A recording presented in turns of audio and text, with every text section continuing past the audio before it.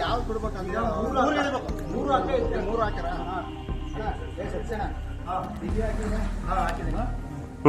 ಕೇಕ್ರಲ್ಲ ಅವರು ಕೆಳಗಿರೋದು ಬೇಡಪ್ಪ ಮತ್ತೆ ಕೆಳಗೆ ಮೇಲೆ ಬಿದ್ದಿದ್ದು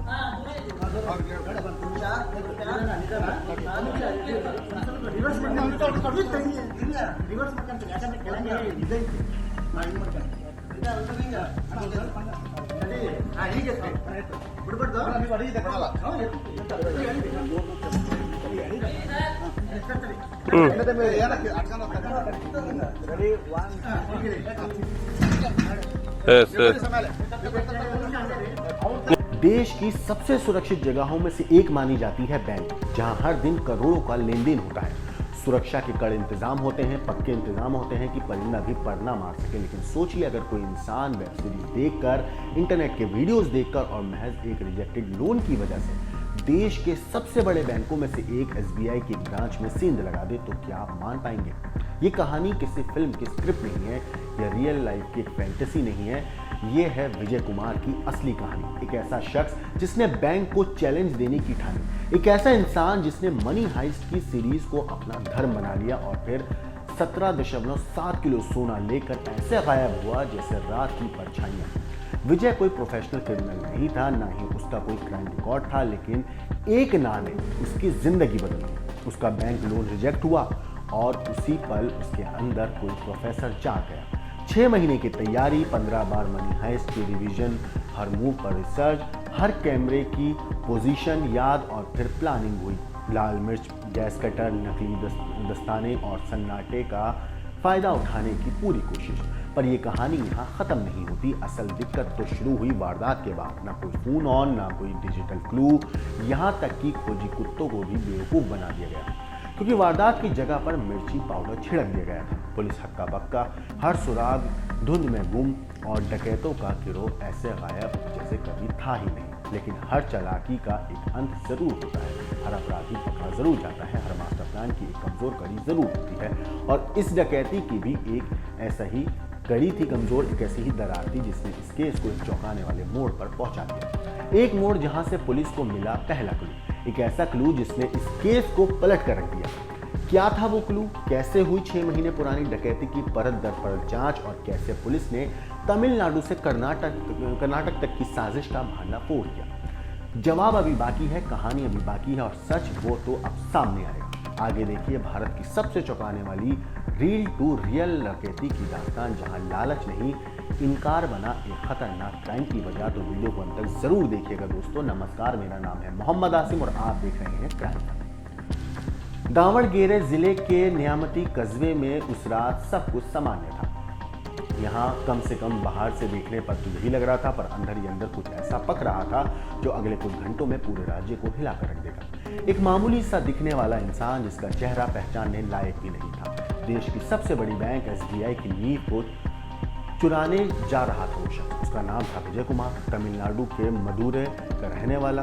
ये शख्स किसी अंडरवर्ल्ड का हिस्सा नहीं था, ना ही कोई पुराना आपराधिक रिकॉर्ड था। वो तो बस एक ऐसा आम इंसान था जिसकी उम्मीदों को एक बैंक के रिजेक्शन ने तोड़ दिया। सब कुछ शुरू हुआ एक सपने से, एक बेकरी खोलने का सपना। पीएमई योजना के तहत विजय ने बैंक से 15 लाख रुपए का लोन मांगा था, लेकिन बैंक ने सीधा जवाब दिया नो। वजह थी उसका सिबिल स्कोर।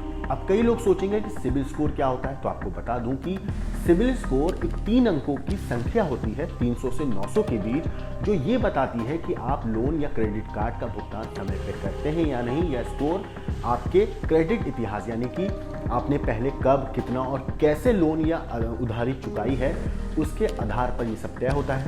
पर क्यों ज़रूरी है सिबिल स्कोर? अगर इस बारे में मैं आपको बताऊं तो जब आप बैंक से लोन लेते हैं, मसलन घर, गाड़ी या पर्सनल लोन जब आप लेते हैं बैंक से, ऐसे में क्रेडिट के लिए अप्लाई करते हैं, मतलब उधार देने के लिए बैंक से लोन लेने के लिए आप अप्लाई करते हैं। तो उस वक्त बैंक सबसे पहले जो लोन अप्लाई कर रहा है शख्स, जो लोन मांग रहा है, उसका सबसे पहले सिबिल स्कोर चेक कर रहा जाता है। अगर आपका स्कोर अच्छा है तो बैंक को लगता है कि आप भरोसेमंद इंसान हैं और इस वक्त पर पैसे आप वापस लौटा देंगे। स्कोर का मतलब अगर क्या होता है, स्कोर होता है तकरीबन 750 से 900 के बीच में अगर आपका स्कोर है सिबिल स्कोर, तो ये बहुत अच्छा माना जाता है।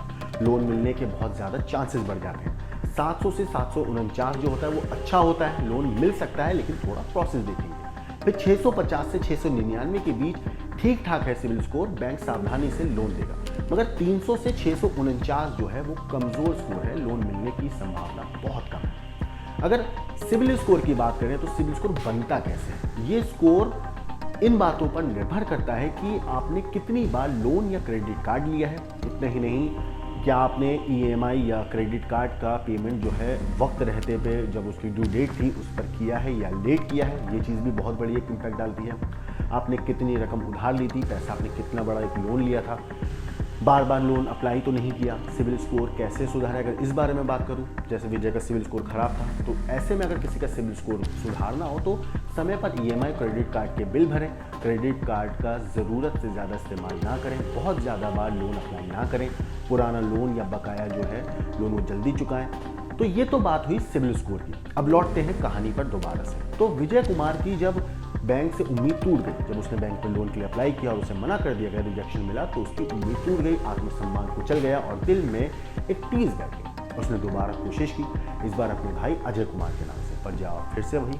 यही वो पल था जब विजय ने मन में एक अंधेरे ख्याल ने जन्म लिया। विजय ने मनी हाइस्ट वेब सीरीज को केवल देखा नहीं बल्कि अच्छे से बहुत अंदर तक घुल गया, पूरा समझ लिया क्या है क्या नहीं, और 15 बार प्रोफेसर से प्रेरणा ली, प्लानिंग सीखी और तय कर लिया अब बैंक लूटेगा।